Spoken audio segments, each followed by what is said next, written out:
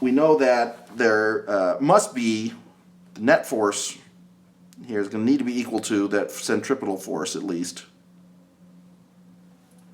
which is equal to mv squared over r. Now, this centripetal force could be greater. Okay, that's fine. But if you think about it, right, if you're just spinning it just fast enough so it's just barely staying in the cup, it's technically sort of in, free fall at the top here, but as long as the cup is moving fast enough inward, it's not going to actually spill. So let's look at that case then when these are equal.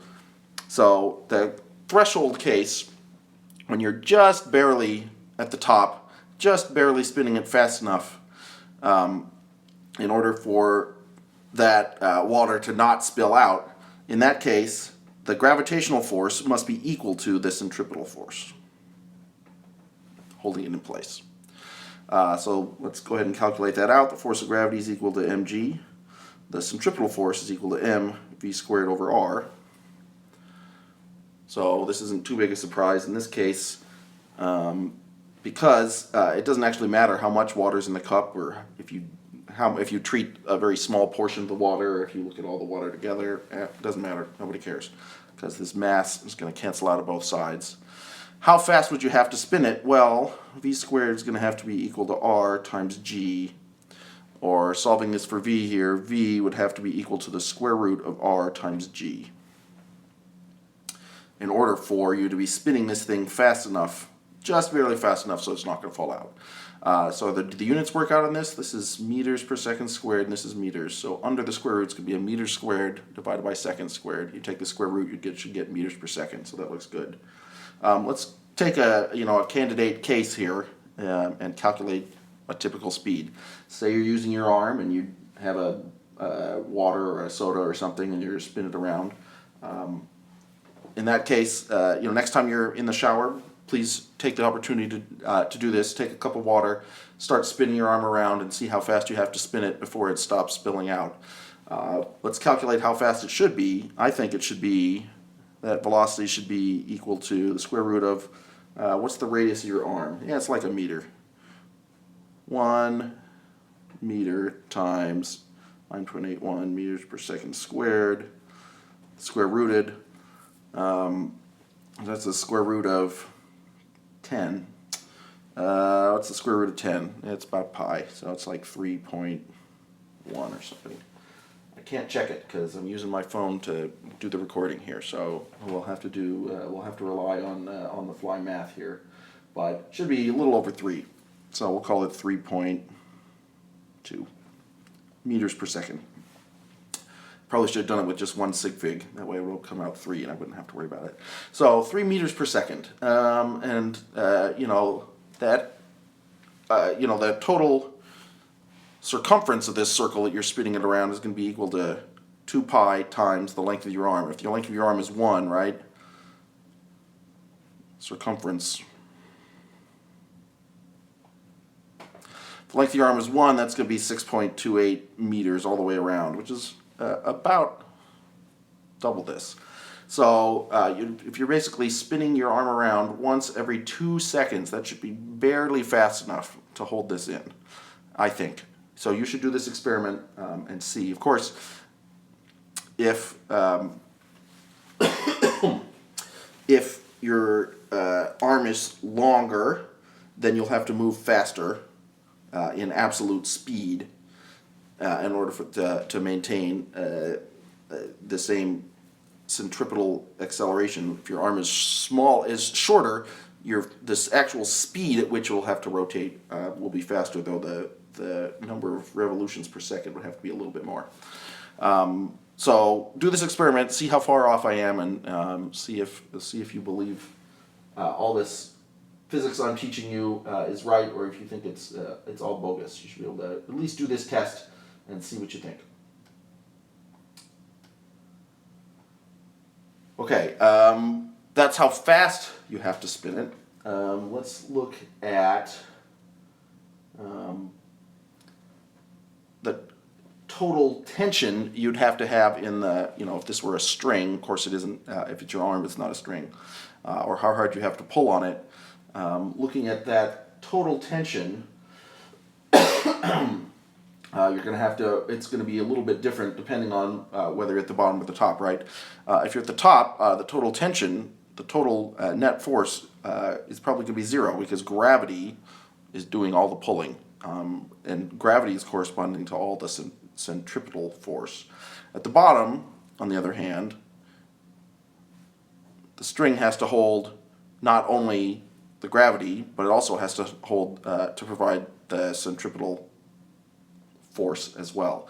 So it's going to be, if you're spinning it right at this critical level, you know that that's going to be twice mg. So it's essentially going to be 2 gravities at the bottom and 0 gravity at the very top, just as you're flying through the top part. If you're right at the very edge. If you're going faster, of course, then you'll have a greater number of g's here. But the difference between these two is always going to be those 2 g's, because either gravity is with you, in which case it's helping provide that centripetal acceleration, or it's against you, in which case you have to provide the centripetal acceleration, and you have to pull against gravity at the same time. Okay.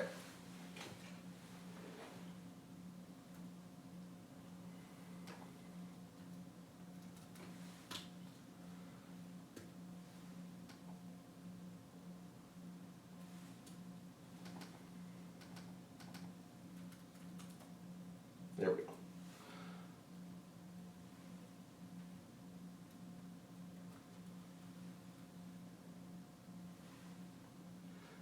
Okay, so let's look at a little more complicated circular motion problem.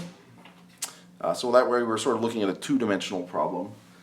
We could also look at effectively a three-dimensional centripetal motion problem. Not that couldn't have been in 3 dimensions, but we're only looking at 2 of them.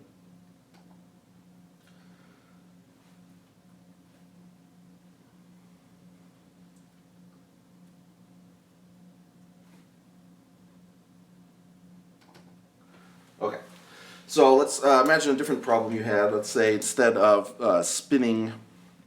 taking that mass on the end of your string and spinning it vertically, let's take it instead, mass at the end of a string here, and instead we're going to turn it in a horizontal circle. Although this, we're going to hold the string above that horizontal circle that it's being rotated in. And it's going to be held up still at some length. Say the length of the string here is L, and we're going to turn it at some vertical angle, theta. Okay, so we're going to have to say we're rotating it around there. In this case, if we're going to rotate it at a constant velocity, like we've always claimed, we're going to need to figure out exactly what the behavior of this guy is and what the forces are on it as a function of time. So we've drawn a picture. Since it's a force problem, what kind of picture do we need? A free body diagram. So let's do a free body diagram on this thing. Okay, what are the forces on it? Force of gravity, which should be equal to mg.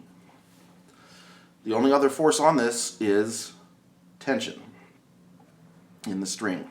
So there's some force of tension in the string. So these are the 2 forces on the ball as it's rotating around in this horizontal circle, flat plane circle. All right, that's great. How does that tell us anything? Well, we know that from Newton's second law, right? The sum of the forces, the net force, needs to be equal to ma. So the net forces here, let's use these as vectors, the net forces are going to be equal to tension minus mg hat. Okay, great. That's nice and all. How does this help us? Well, we know what this net force must be equal to. If this body is in simple circular motion, if we were to ignore gravity, right? If you're just thinking about it as something to turn around in a circle on a piece of paper, we know that the net force, we know what the net force must be. It must be equal to the centripetal acceleration, mv squared over r, and that's going to be in the negative r hat direction if we take r hat going this way, where r is then the radius of this circle, which we don't actually know yet, but we should be able to calculate it from this. Okay, so we know that this is the net force, and we know this is the total force. This must be what the total, this is what the sum of the forces are on the body as calculated from our free body diagram here. And this is what the sum of the forces must equal to. Let's set those equal to one another and solve and see what essentially what this radius is, how big the circle has to be as a function of how fast we're swinging it. So we set these equal to each other, in which case the tension minus mg j hat is going to be equal to negative mv squared over r in r hat. Well, I can tell you something right now. This is a vector equation, right? And in this case, we're only really looking at two dimensions, the r hat dimension and the j hat dimension. We're not looking at any forces in the tangential direction, so we're not going to worry about that, the theta hat direction. Because this is a vector equation, in this case it's a vector equation in two dimensions, therefore it's actually two equations. So let's split this up into its individual component equations. In that case, right, we have the j component, the vertical component of tension, minus mg j hat must be equal to negative mv squared over r hat. This is an r hat. That's totally not in the same direction. This must be equal to 0. Okay, we're getting somewhere. In this case, the tension in the j hat direction must be equal to mg.